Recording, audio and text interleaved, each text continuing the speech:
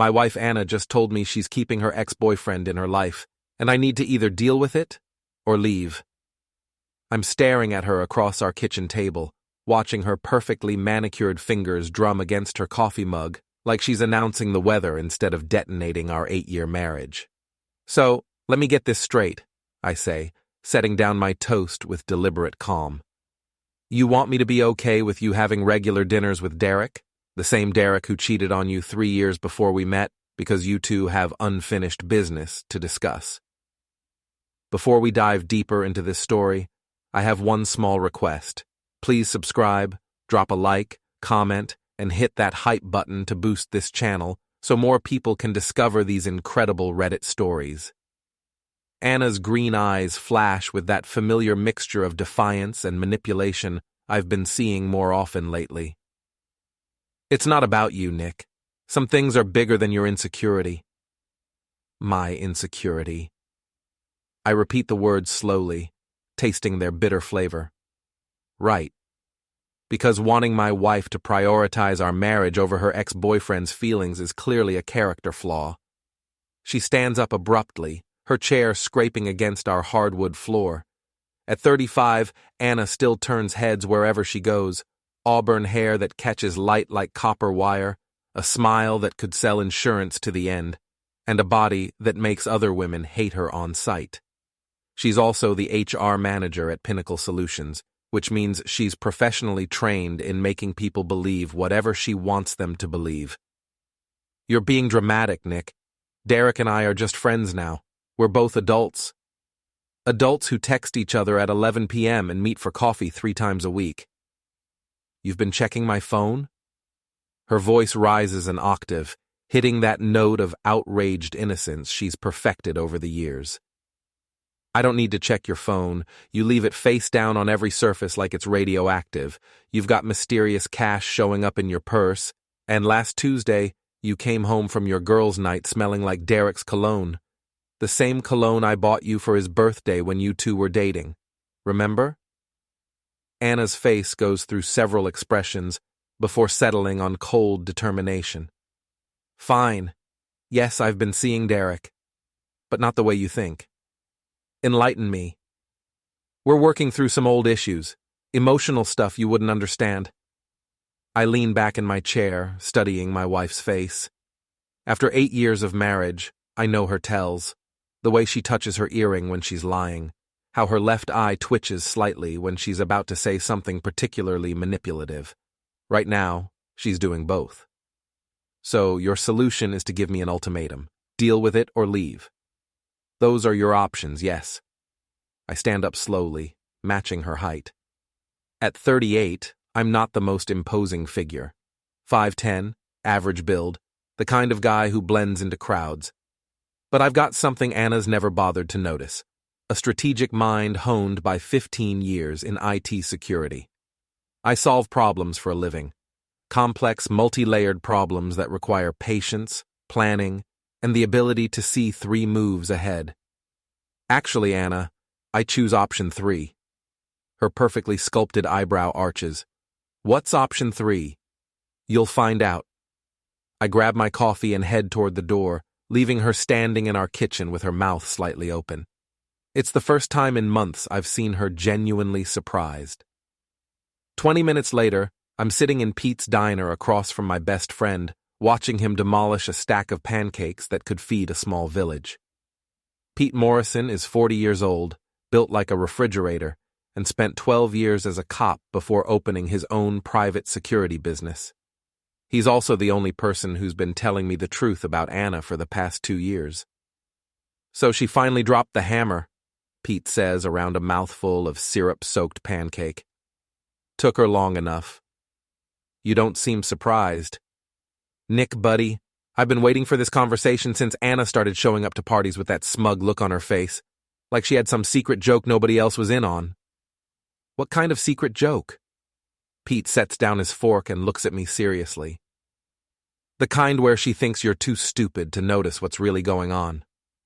Which is? More than just Derek, my friend. Way more. Before I can ask what he means, my phone buzzes with a text from Anna. Don't be childish. Come home so we can talk like adults. I show Pete the message. He snorts. Adults. Right. You know what adults do, Nick? They don't give ultimatums to their spouses about keeping ex-boyfriends around. They also don't run elaborate cons on their friends and neighbors. Cons? Pete pulls out his own phone and scrolls through something.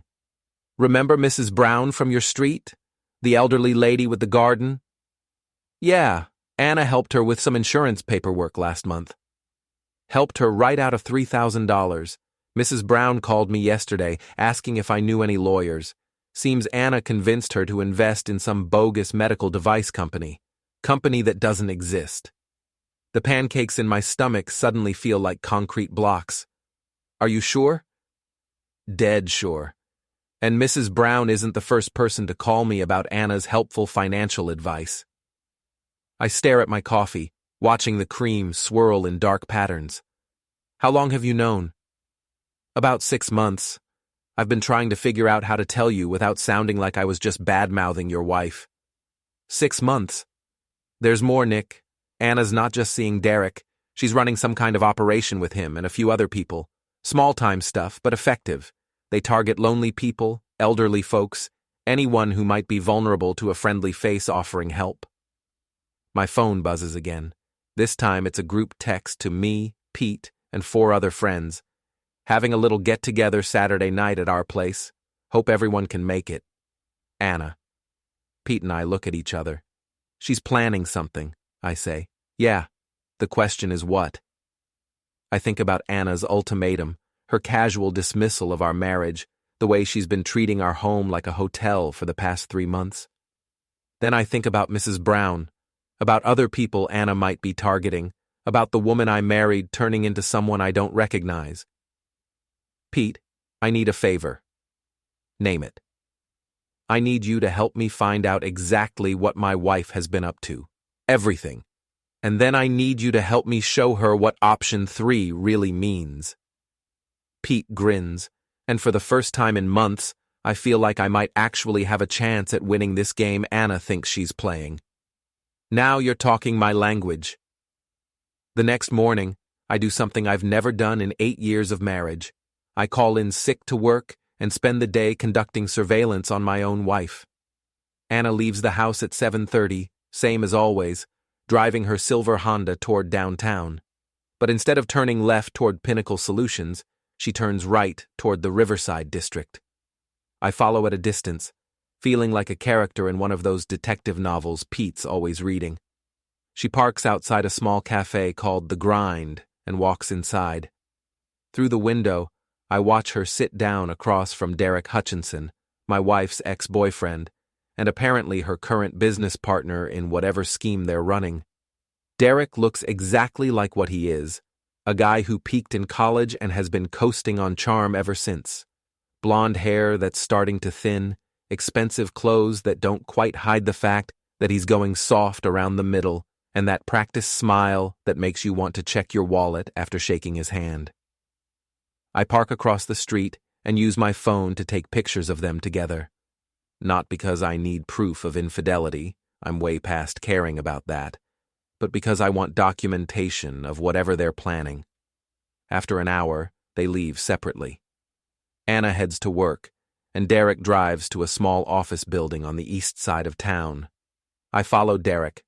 The building houses several small businesses, a tax preparation service, a massage therapist, and something called Opportunity Investments LLC. Derek goes into the Opportunity Investments office. I sit in my car for another hour, watching people come and go.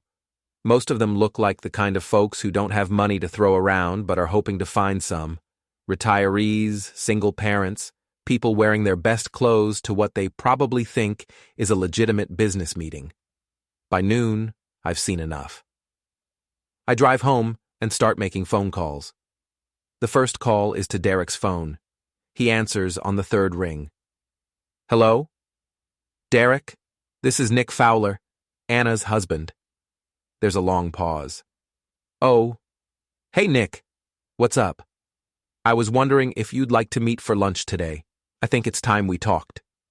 Another pause, longer this time. I'm not sure that's a good idea. I'm not calling to fight with you, Derek. I just want to understand what's going on between you and Anna. Maybe we can work something out like adults. I can practically hear him thinking. Derek's the kind of guy who can't resist an opportunity to feel superior, especially when he thinks he's got the upper hand. Okay, he says finally. Where do you want to meet? How about Murphy's Bar on 5th Street? Say, 1 o'clock? Sure. See you there. Murphy's Bar is the kind of place where the lighting is dim, the music is loud enough to cover conversations, and nobody pays attention to anyone else's business. It's also the kind of place where Pete has friends who owe him favors. I arrive 15 minutes early and choose a corner booth with a clear view of the entrance. Pete's friend Jimmy, the bartender, gives me a subtle nod. Everything is set up. Derek walks in at exactly 1 o'clock, looking around nervously before spotting me. He's wearing a gray suit that probably cost more than my monthly car payment and a confident smile that doesn't quite reach his eyes. Nick, he says, sliding into the booth across from me. Thanks for suggesting this. I think it's good that we're talking. I ordered you a beer, I say, pushing a bottle across the table. Anna mentioned you like imports. That's thoughtful. He takes a sip and relaxes slightly. So what did you want to discuss? Anna gave me an ultimatum yesterday. She wants to keep you in her life and I need to either accept it or leave. Derek tries to look sympathetic, but I can see the satisfaction in his eyes. That must have been difficult to hear. It was, but it also got me thinking about some things I've been ignoring. Such as? I lean forward, lowering my voice like I'm sharing a confidence. Such as the fact that Anna's been different lately, more secretive, more distant, and she's been coming into money from somewhere. Derek's expression doesn't change, but his hand tightens slightly around his beer bottle. I wouldn't know anything about that. Really? Because I was thinking maybe you could help me understand what's been going on with her. You two have been spending a lot of time together. We're just friends, Nick. I know this is hard for you to accept, but Anna and I have a history. We understand each other in ways that... Cut the bullshit, Derek. He blinks, surprised by the sudden change in my tone. I know about opportunity investments. I know about Mrs. Brown. I know about the insurance scam Anna's been running through her job at Pinnacle Solutions. Derek's face goes pale. I don't know what you're talking about. Sure you do. The question is whether you want to keep pretending or if you want to hear my proposal. He stares at me for a long moment, then takes another sip of his beer. What kind of proposal? The kind where you help me understand exactly what Anna's been up to, and in exchange, I don't call the police. You don't have any proof of anything. I pull out my phone and show him the photos I took that morning. I have pictures of you two meeting at the grind. I have documentation of the money transfers Anna's been making. And I have a very detailed conversation with Mrs. Brown about the helpful financial advice Anna gave her. Derek's confident facade crumbles. Look, Nick, it's not what you think.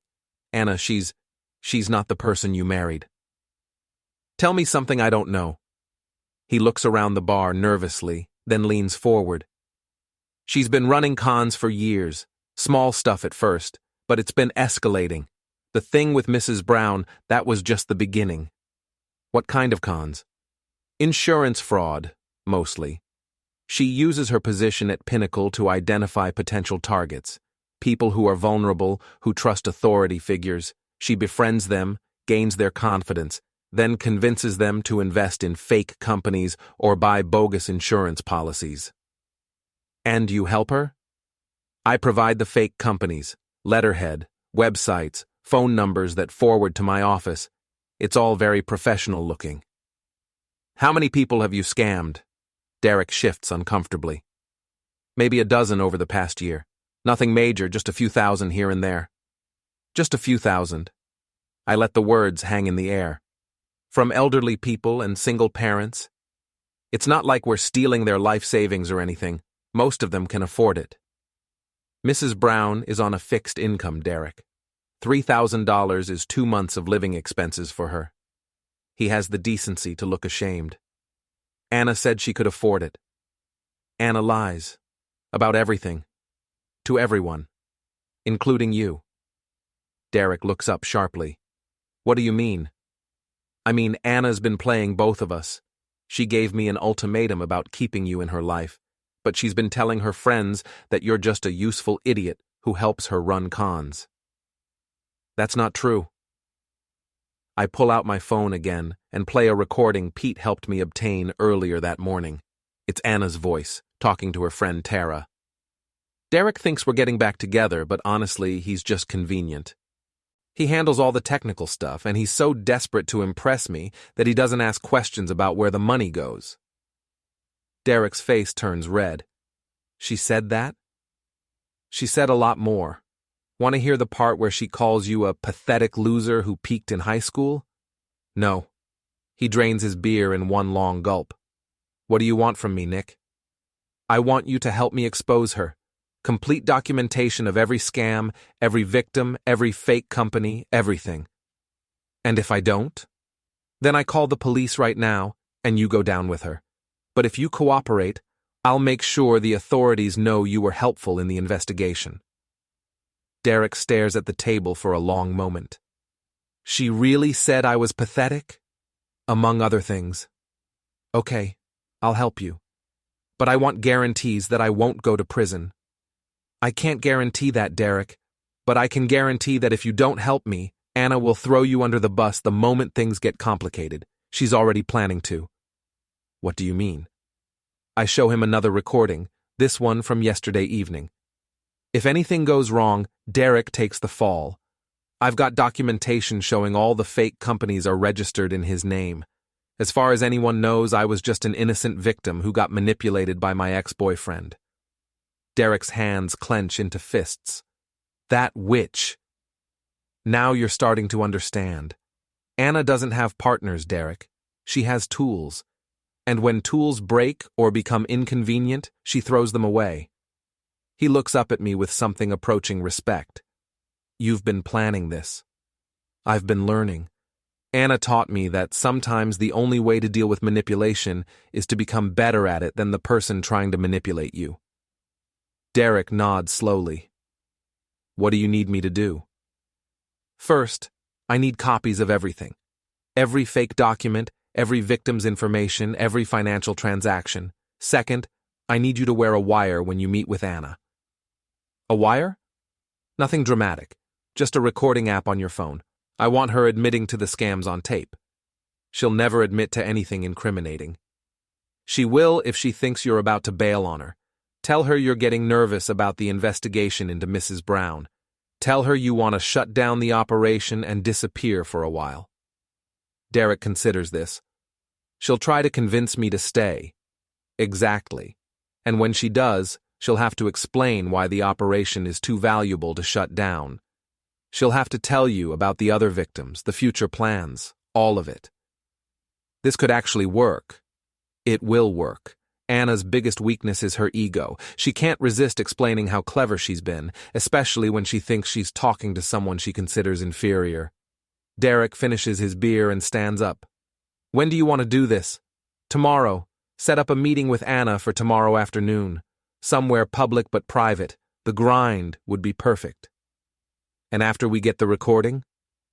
After we get the recording, we're going to show Anna what option 3 really looks like. Derek extends his hand. Partners? I shake it, knowing that Derek is just another tool I'm using, just like Anna used him. The difference is that I'm not pretending otherwise. Partners. The recording Derek makes the next day is even better than I hoped. Anna's voice comes through crystal clear as she explains the full scope of their operation.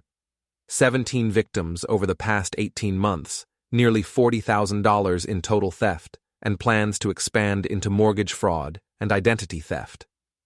The beauty of it, Anna says on the recording, is that most of these people are too embarrassed to report it. They feel stupid for falling for it, so they just write it off as a learning experience. But what if someone does report it? Derek asks. That's why we keep the amount small and spread out. A few thousand here, a few thousand there. It looks like bad investments, not criminal fraud. And even if someone gets suspicious, all the paperwork leads back to you, not me. Derek, to his credit, plays his part perfectly. I'm starting to think we should shut this down, Anna. Maybe take a break for a few months. Are you kidding? We're just getting started. I've got 3 new marks lined up at work, and my friend Tara found us 2 more through her book club. We could pull in $20,000 this month alone. What if Nick finds out? Anna laughs, and the sound makes my stomach turn. Nick? Please. He's so wrapped up in his little computer world that he barely notices I exist. I could rob a bank and he'd probably just ask me to keep it down because he's working. He seemed suspicious when he called me for lunch yesterday. You met with Nick? Anna's voice sharpens.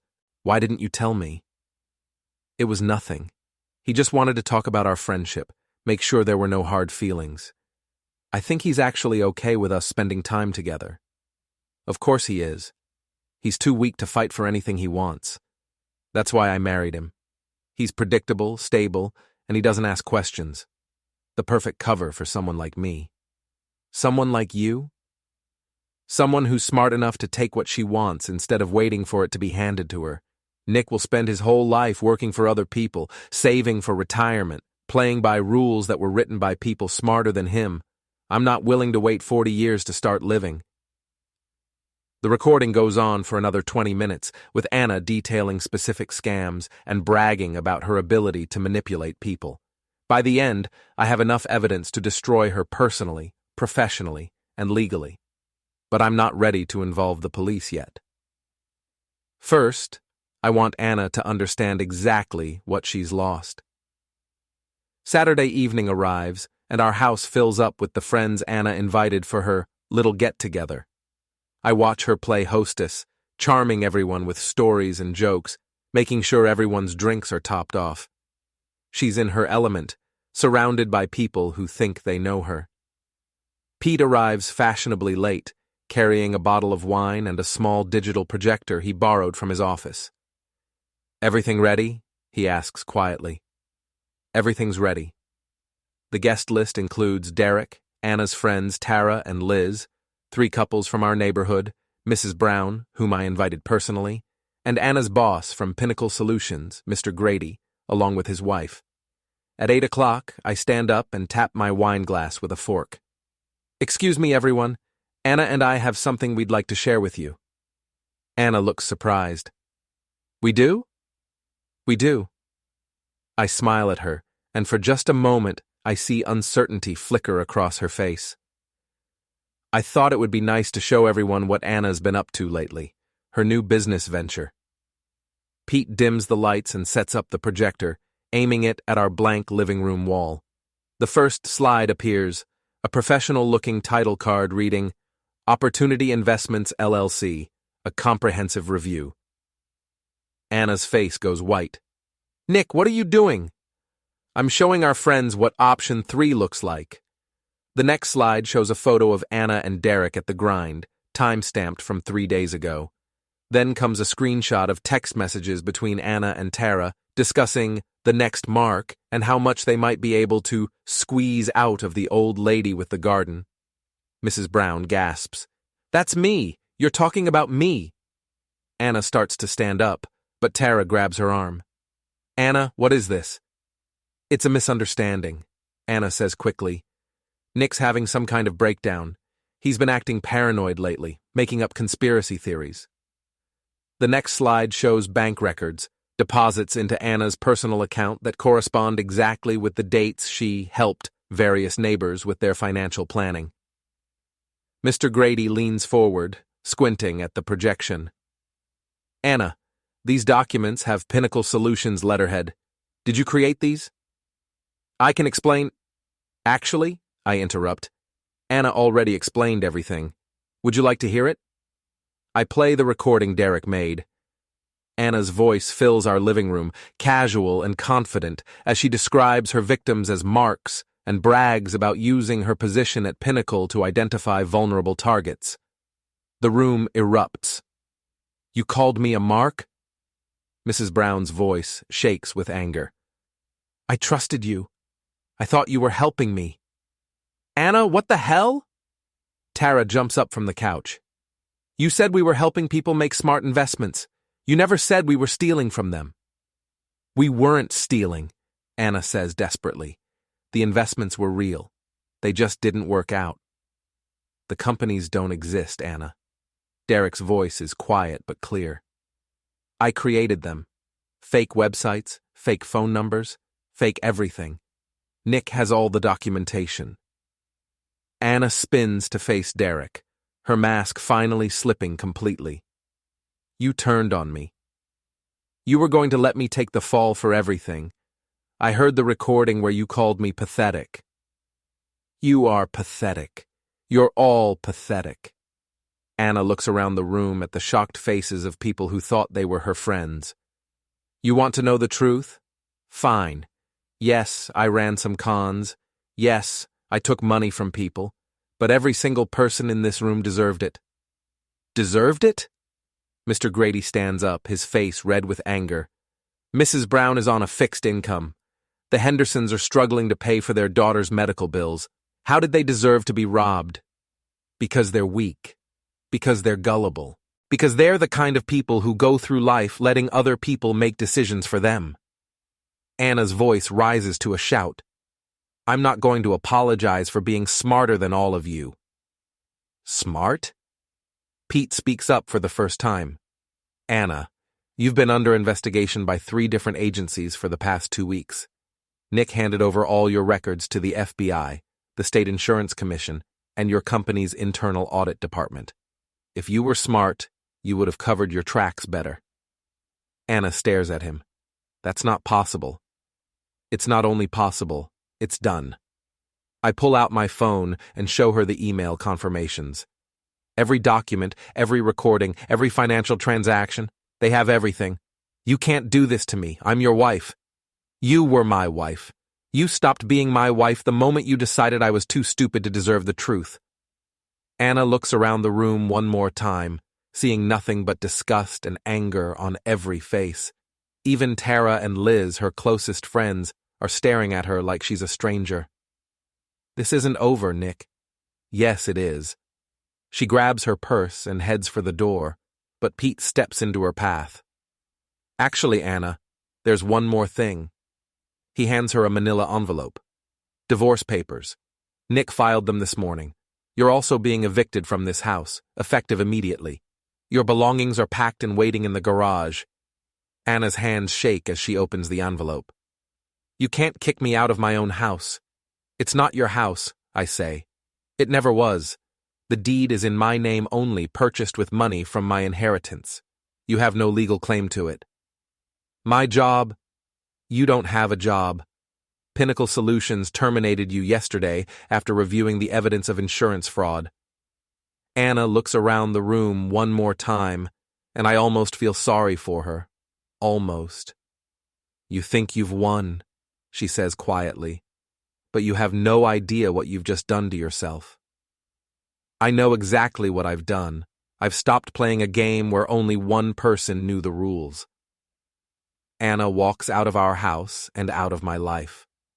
Through the window, I watch her load her suitcases into her car and drive away. The room is quiet for a long moment. Then Mrs. Brown speaks up. Nick, I'm sorry we didn't see what was happening sooner. It's not your fault, Mrs. Brown. Anna was very good at what she did. What happens now? Tara asks. I mean, some of us helped her without knowing what we were really doing. The investigators will sort that out. If you cooperated unknowingly, you'll probably just have to testify. If you knowingly participated in fraud, that's between you and the legal system. Tara nods and quietly leaves with Liz. The other guests follow shortly after, until it's just Pete and me in our living room. So, Pete says, packing up his projector, how does option 3 feel? I look around the room, at the wine glasses and appetizer plates, at the normal suburban scene that just witnessed the complete destruction of a marriage and a criminal enterprise. It feels like justice. Think she'll try to cause more trouble? Probably, but Anna's biggest advantage was that people underestimated her. Now everyone knows exactly who she is and what she's capable of. That makes her a lot less dangerous. Pete heads toward the door, then pauses. For what it's worth, Nick, I think you handled this exactly right. Anna made her choice when she decided to treat you and everyone else like marks in her con game. After Pete leaves, I pour myself a drink and sit in my quiet house. For the first time in months, I feel like I can breathe. My phone buzzes with a text from an unknown number. You have no idea what you've started. I delete the message without responding. Anna can send all the threats she wants. Option 3 is complete, and there's no going back for either of us. Anna's revenge campaign begins on Monday morning. I arrive at work to find my boss, Janet, waiting by my desk with a concerned expression and a cup of coffee that's clearly meant to soften whatever blow she's about to deliver. Nick, we need to talk. In her office, Janet closes the door and sits across from me with the careful posture of someone who's been rehearsing this conversation. I got a call this weekend from someone claiming to be your wife. She said you've been having some kind of mental health crisis, and that you might be a danger to yourself or others. Anna's not my wife anymore. I filed for divorce on Friday. She mentioned that too. She said the divorce was part of your breakdown, that you've become paranoid and delusional. I pull out my phone and show Janet the divorce papers, along with the police report I filed documenting Anna's fraud. Does this look delusional to you? Janet scans the documents, her expression growing more serious. She also said you've been embezzling money from the company and that she felt obligated to report it. I've been here for 8 years, Janet. Have I ever given you reason to doubt my integrity? No, but I have to investigate any allegations of financial impropriety. It's company policy. Then investigate. Check every account I have access to, every transaction I've authorized, every line of code I've written. You'll find that the only person who's been stealing money is Anna, and she's been doing it from innocent people, not from corporations. Janet nods slowly. I'll need to put you on administrative leave while we conduct the investigation. I understand. Nick, for what it's worth, I don't believe you're embezzling anything, but I have to follow protocol. I know. And Janet, when you're done investigating me, you might want to look into Pinnacle Solutions.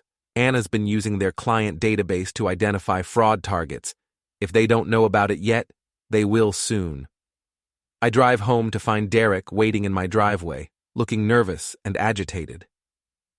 We have a problem, he says as soon as I get out of my car. What kind of problem? Anna's been calling all our old victims, telling them that I forced her to participate in the scams. She's claiming she was being blackmailed and that she's willing to testify against me in exchange for immunity. Is that going to work? It might. She's very convincing, and some of these people want to believe that she's not really a bad person.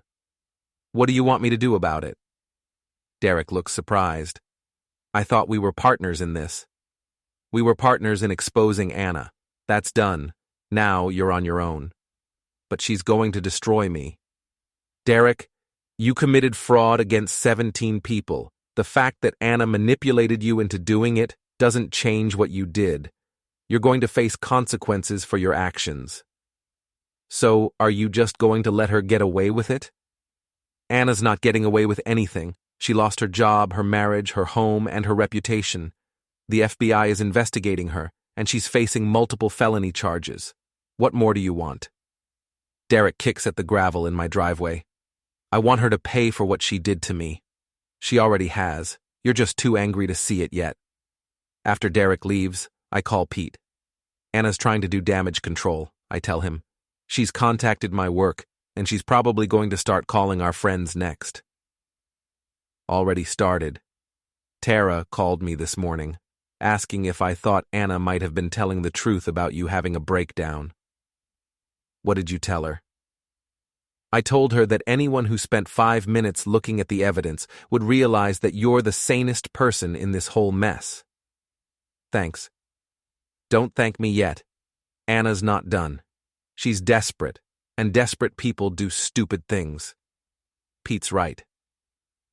Over the next 3 days, Anna launches a comprehensive campaign to rehabilitate her image and destroy mine. She calls every mutual friend we have, every neighbor, every professional contact she can think of. Her story is consistent. I've been mentally unstable for months. I manipulated Derek into helping me frame her for crimes she didn't commit, and I'm dangerous. Some people believe her. Liz calls to tell me she thinks I went too far in humiliating Anna publicly. Two of our neighbors avoid making eye contact when I check the mail. My mother calls to ask if I'm taking care of myself, but most people don't believe her. The evidence is too clear, and Anna's story has too many holes. Why would I frame her for crimes that were so easy to verify? Why would Derek confess to fraud if he was innocent? Why would the FBI open an investigation based on fabricated evidence? By Thursday, Anna's campaign is losing steam. She's burned through most of her credibility, and people are starting to avoid her calls. That's when she decides to escalate. I'm having dinner at Murphy's bar when my phone rings. It's Mrs. Brown, and she sounds terrified.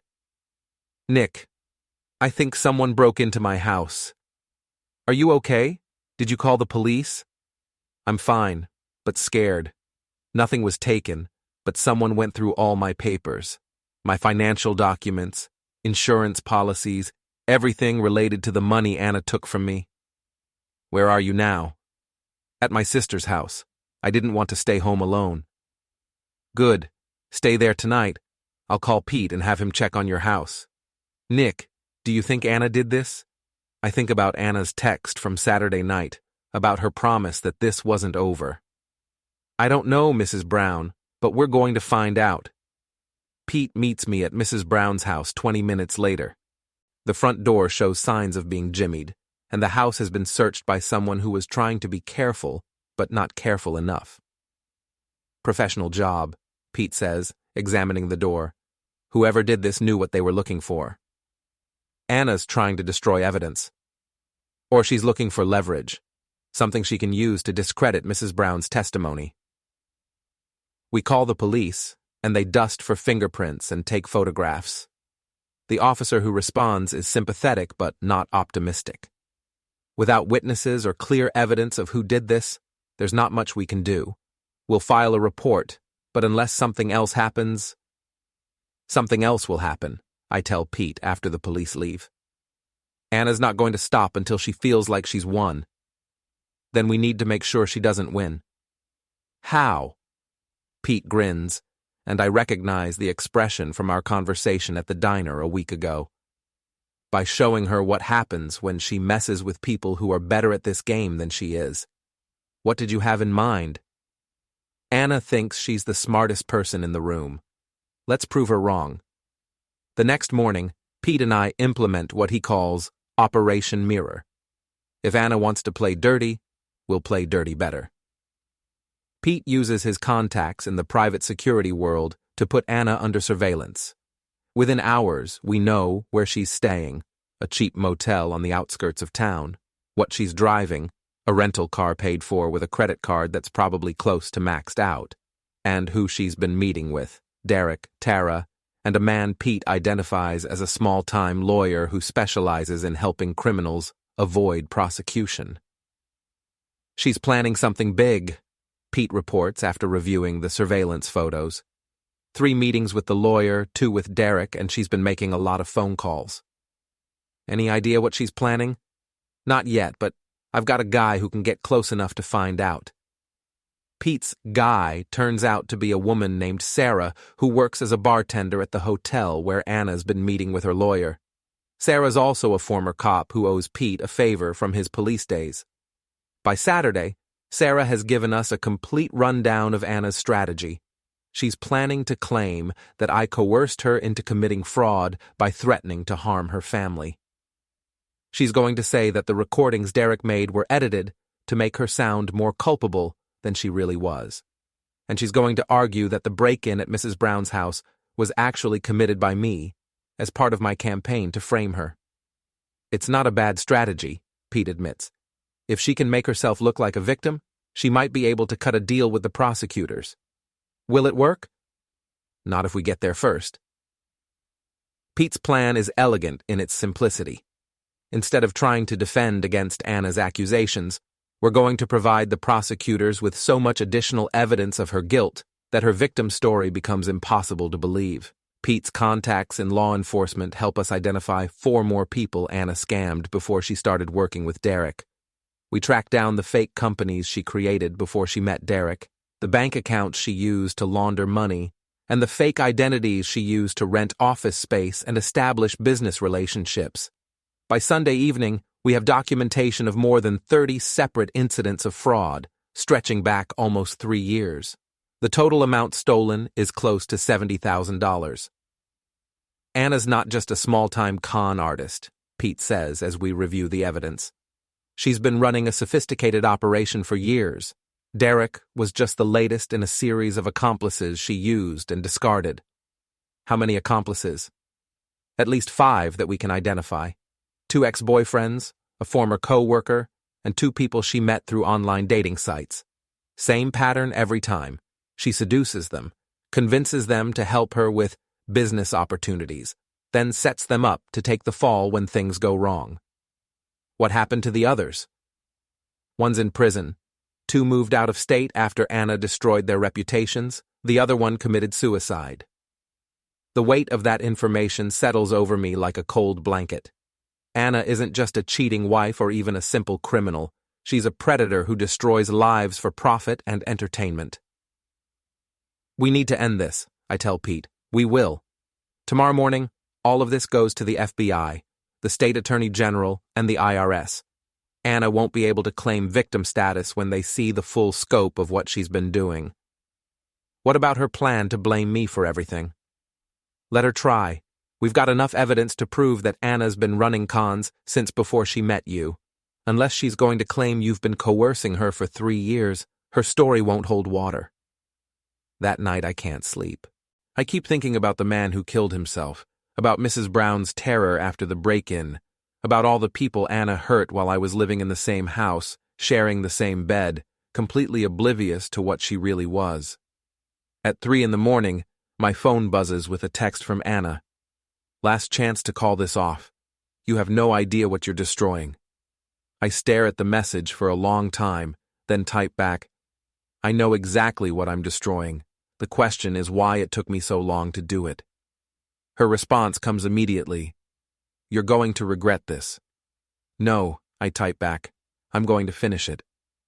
Anna makes her move on Monday morning, 2 hours before Pete and I are scheduled to deliver our evidence to the FBI.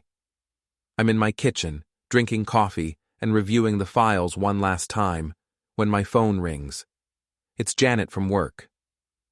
Nick, I need you to come in immediately. What's wrong? Anna's here. She's in my office with a lawyer, and they're making some very serious accusations. I'll be right there. Pete meets me in the parking lot of my office building. This is it, he says. Anna's final play. Are you ready? I've been ready since Saturday night. We walk into the building together, and I can feel the stares of my co-workers. Word has obviously gotten around that something dramatic is happening. In Janet's office, Anna sits next to a thin man in an expensive suit who's probably her lawyer. Anna looks different than she did at our house last weekend, thinner, more desperate, but also more dangerous, like a cornered animal that's decided to fight instead of flee. Nick, Anna says with fake concern, I'm glad you're here. We need to talk. I'm listening. Anna's lawyer clears his throat. Mr. Fowler, my client has made some very serious allegations about your conduct. She claims you've been embezzling money from this company and using it to fund an elaborate scheme to frame her for crimes she didn't commit. That's an interesting theory. Do you have any proof? Anna opens a folder and pulls out several documents. Bank records showing transfers from your company accounts to personal accounts. Documentation of your access to client financial information. And testimony from Derek Hutchinson stating that you coerced him into making false statements about my involvement in his investment business. I look at the documents. They're well-crafted forgeries, but they're still forgeries. These are fake. That's exactly what someone who was embezzling would say, Anna replies. Janet looks uncomfortable. Nick, I'm going to have to ask you to surrender your access cards and passwords while we investigate these allegations. Of course. I hand over my company ID and write down my passwords.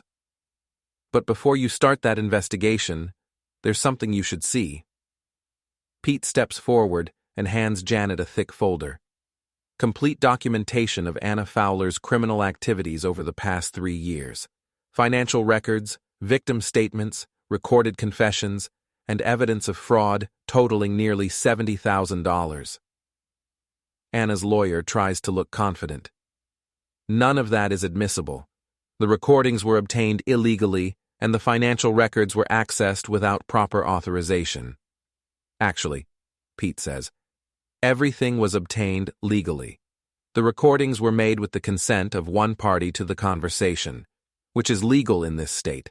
The financial records were provided voluntarily by the victims, and the evidence of fraud was compiled with the assistance of law enforcement agencies who have been investigating Mrs. Fowler for several weeks.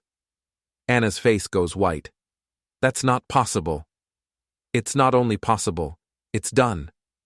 I pull out my phone and show her a text message I received 20 minutes ago. The FBI executed search warrants this morning on your motel room, your storage unit, and Derek's office.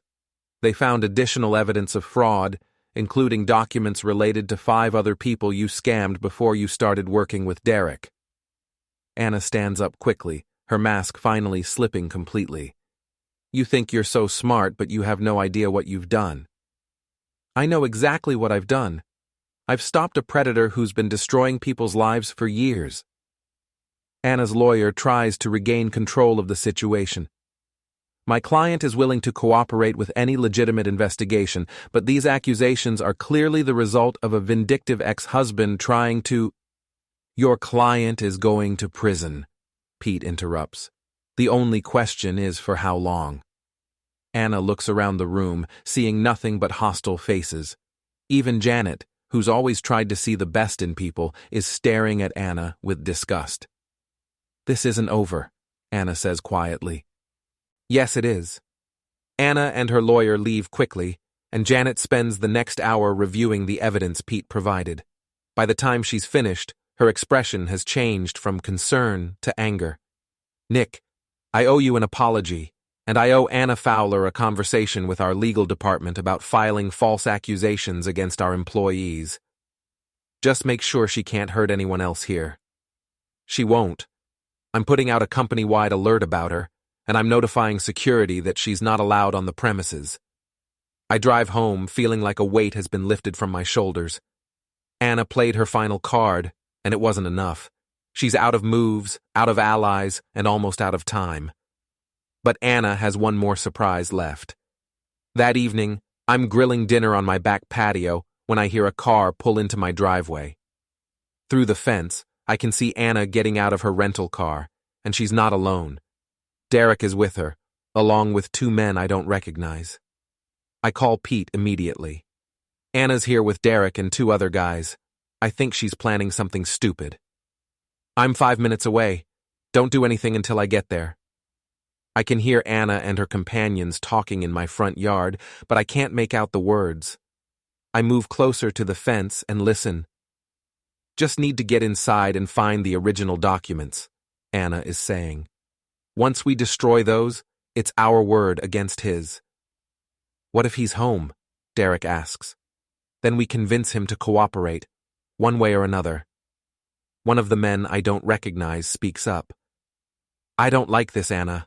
Breaking and entering is one thing, but if you're talking about threatening him, I'm talking about survival. Nick has enough evidence to put me away for 10 years. I'm not going to prison because my husband decided to grow a backbone. I hear Pete's truck pull up to the curb, followed immediately by another vehicle. Through the fence slats, I can see Pete getting out of his truck along with 2 other men who look like they could bench press small cars. Anna, Pete's voice carries clearly across the yard. I think you're lost. This is none of your business, Pete. Actually, it became my business when you decided to bring muscle to Nick's house. Gentlemen, Pete addresses Anna's companions, I'd suggest you get back in your car and drive away. Now. We're not doing anything illegal, Derek protests. Conspiracy to commit burglary is illegal. Threatening a witness in a federal investigation is illegal. Being on this property without permission is illegal. Should I keep going? The two men Anna brought with her look at each other nervously, then start walking back toward their car. Where are you going? Anna shouts after them. I paid you to help me.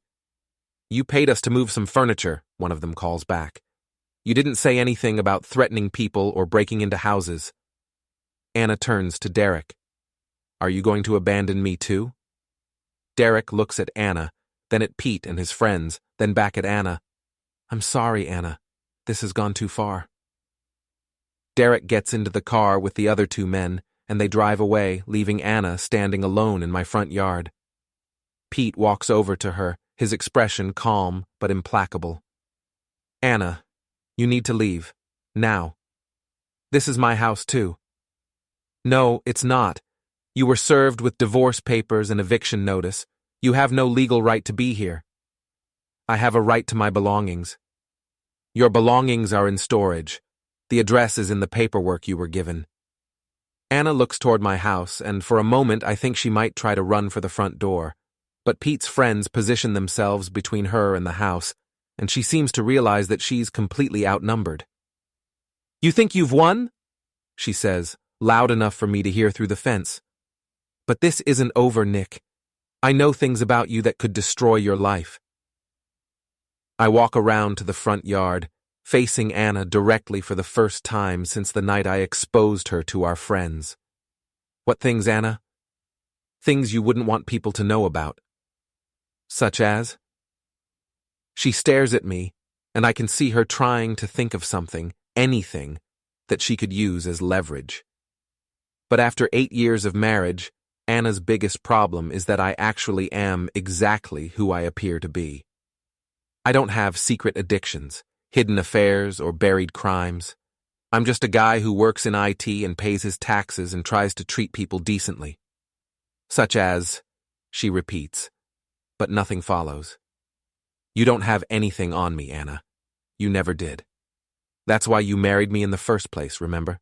Because I was predictable and boring and didn't ask questions. I loved you. No, you didn't. You loved that I was useful to you.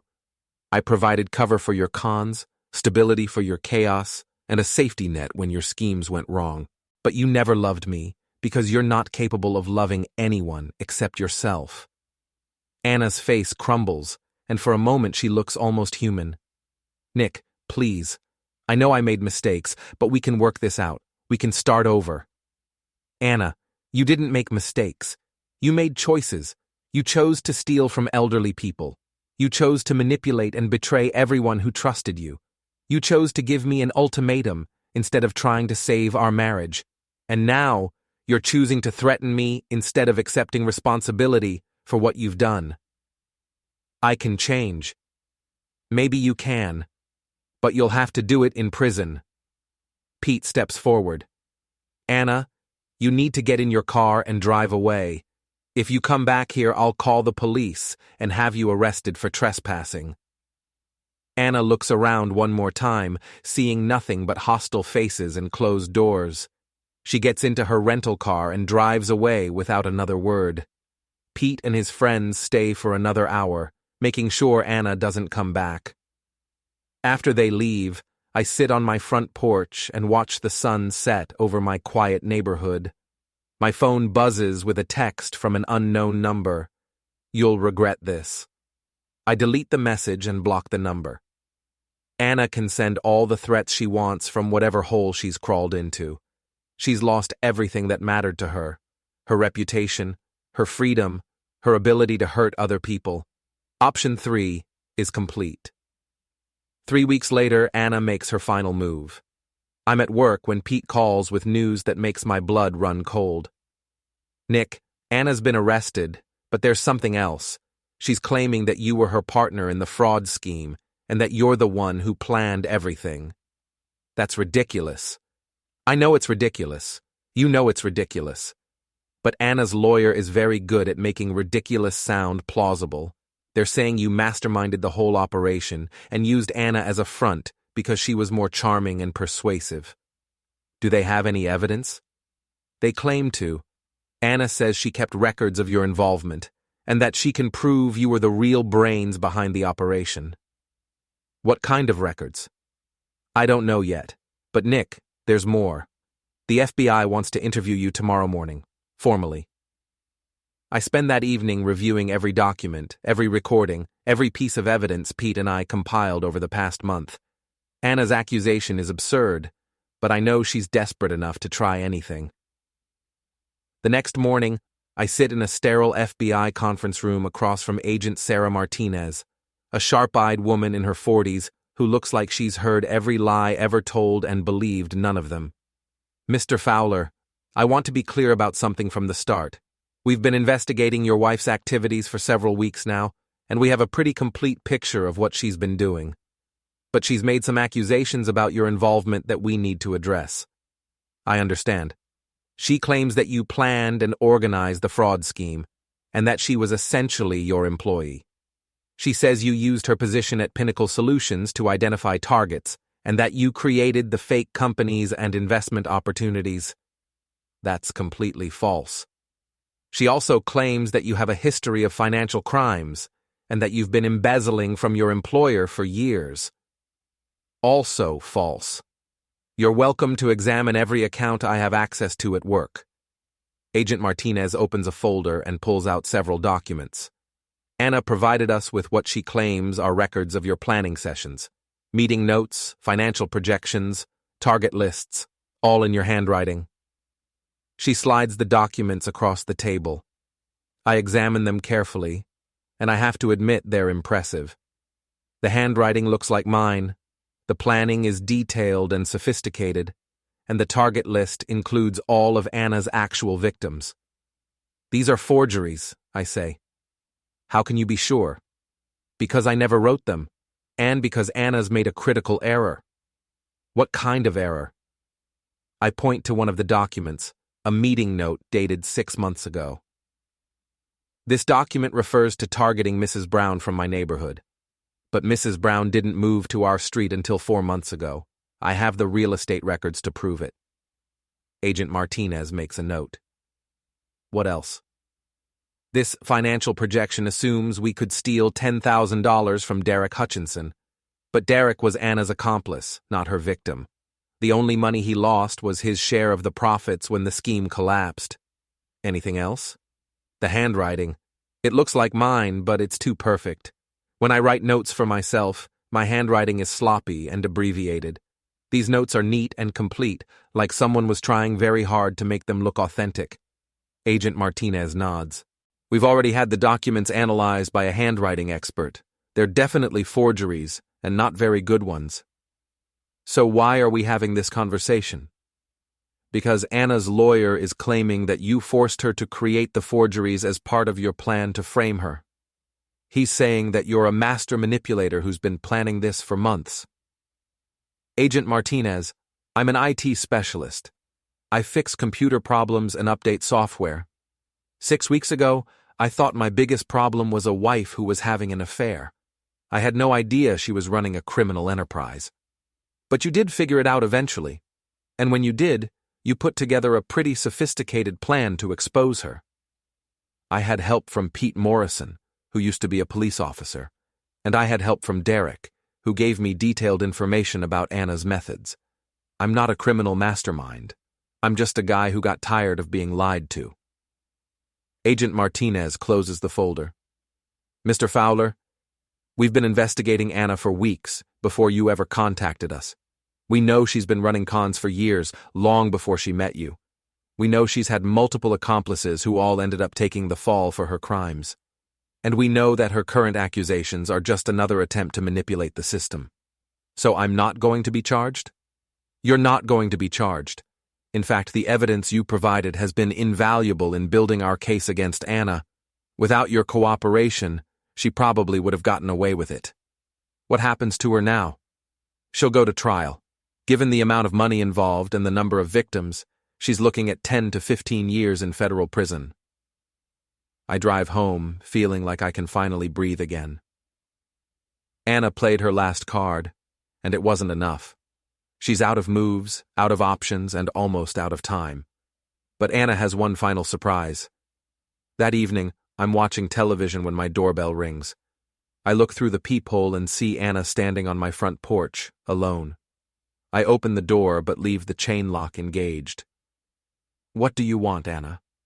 "I want to talk to you. Just for a few minutes." "We have nothing to talk about." "Please, Nick. I know I've made mistakes, but I want to make things right." Against my better judgment, I open the door. Anna looks terrible, thin, exhausted, and desperate. She's wearing the same clothes she had on 3 weeks ago, and I suspect she's been living in her car. "You have 5 minutes." Anna sits on my couch, the same couch where she used to curl up next to me while we watched movies. It feels like a lifetime ago. "Nick, I know you hate me. I know you think I'm a terrible person, but I need you to understand something." "What?" "Everything I did because I was scared." "Scared of what?" "Scared of being ordinary. Scared of spending my whole life working for other people, saving pennies, never having anything exciting happen to me. I grew up poor, Nick, really poor, and I swore I would never be poor again. So you decided to steal from other people. I decided to take control of my life instead of waiting for someone else to give me permission to live it. Anna, you stole from elderly people on fixed incomes. You manipulated people who trusted you. You destroyed lives for pocket change." "I know, and I'm sorry." "No, you're not. You're sorry you got caught. You're sorry your plan didn't work. But you're not sorry for what you did to those people." Anna stares at the floor. "What do you want me to say, Nick? That I'm a monster? That I deserve to go to prison?" "I want you to tell the truth. For once in your life, just tell the truth." Anna looks up at me, and for a moment, I see something I've never seen before in her eyes. Genuine remorse. "The truth is that I loved you, Nick. Not the way I should have, not the way you deserved, but I did love you. And the truth is that I destroyed that love because I was too selfish and too scared to be the person you needed me to be. Anna, the truth is that I'm going to prison, and I deserve it. And the truth is that you're better off without me, even though it breaks my heart to admit it." We sit in silence for a long moment. Finally, Anna stands up. "I'm going to plead guilty, Nick. To all of it. I'm not going to drag this out in court, and I'm not going to try to blame you or anyone else. I'm going to take responsibility for what I've done." "Why?" "Because you taught me something I never learned before." "What's that?" "That sometimes the only way to win is to stop playing the game." Anna walks to the door, then turns back one more time. "I'm sorry, Nick, for all of it. You deserved better than me." "Anna, wait." She pauses with her hand on the doorknob. "For what it's worth, I did love you too. The person I thought you were." "I know. That's what makes this so tragic." Anna leaves, and I never see her again. 2 months later, Pete calls to tell me that Anna pled guilty to 17 counts of fraud and was sentenced to 12 years in federal prison. Derek got 3 years for his cooperation. The other victims are slowly getting their money back through asset forfeiture and restitution orders.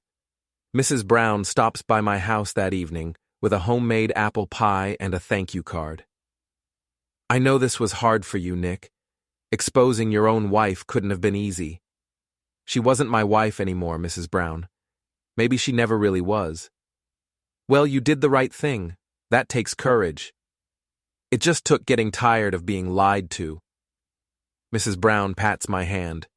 "Sometimes that's the same thing."